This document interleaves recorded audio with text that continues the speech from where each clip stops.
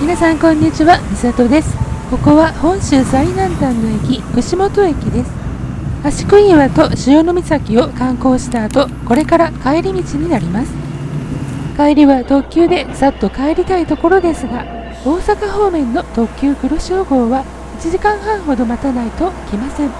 しかし黒潮号を待っていると日が暮れて車窓は望めないので、今回は16時55分発の紀伊田辺行き普通列車に乗ることにしました。すみません、お願いします。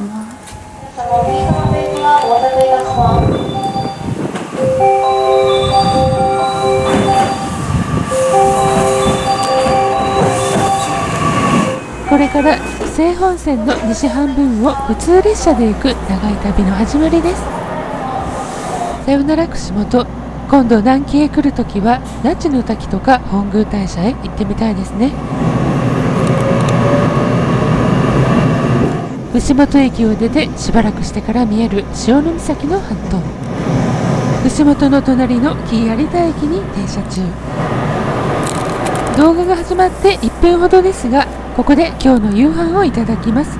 こちらはさんま寿司。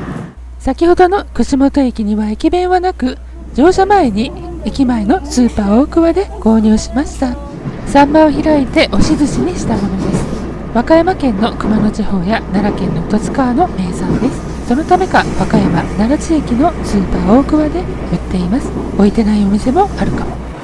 ロングシートの電車でよく食べる勇気があると思われるかもしれませんが、ワンマンカーの2両目の車両で扉は閉め切り、誰も乗ってこなくて貸し切り状態。お手洗いもあるし、もうここで住めそうです。住まないけど。次はタコです。前の車両一番前のドアから降ります。ホームから海が望める和深駅。向かいのホームは線路が取り外されて草むらになったよう。私が乗車した曜日時間帯にもよるのでしょうけど、 JR 西日本が公表した輸送密度2000人未満の区間らしく、ちょっと裏寂しさも感じる区間です。輸送密度2000人未満の赤字区間は廃止を含めた運営の在り方を見直すと発表。地元との協議や今後の動向が気になりますね。室津駅の手前でキラキラ光る海が見えました。どんどん日が傾いていっています。海が近いロケーションの室津駅、西日もさして雰囲気も満点の駅ですね。紀勢本線の起点亀山駅から 254km のすさみ駅。串本と白浜の間では一番大きそうな町ですが、この駅も無人駅。金引です。前の車両すさみから2つ目の椿駅で特急黒潮17号と列車交換。売り子式の283系オーシャンアローです。串本駅から1時間と7分、白浜駅に到着。ここで289系の黒潮編成がいるのを見かける。この時間帯は大阪方面の黒潮はないはずだけど、回送列車でしょうか。串本以来ドアが開かなかった私の車両も久しぶりに開きました。私以外乗っていなかった車両にやっと他のお客さんが乗ってきました。串本から1時間20分ほどで終点紀伊田辺に到着。ここで6分の乗り継ぎ時間で御坊行き普通列車に乗り換え。この電車は紀伊国線御坊行きです。紀伊田辺から2駅目のみなべ駅。日本最大の梅林として知られるみなべ梅林の最寄り駅です。岩城です。前の車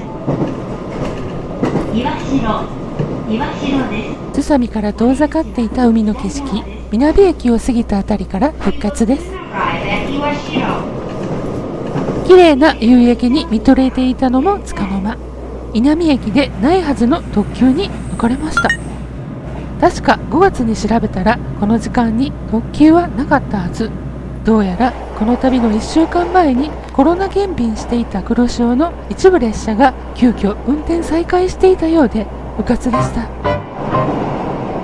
外がだいぶ暗くなってきて19時14分。御坊到着。2分の乗り換えで和歌山行きが待っています。227系1000番台にお別れして、次は225系5000番台。225系に乗ると都会の電車に乗った気がします。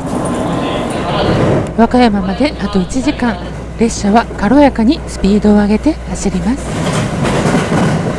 19時半を過ぎると日の長い6月でも外はもう暗いです。橋杭岩の道の駅で買った飲むみかんをいただきました。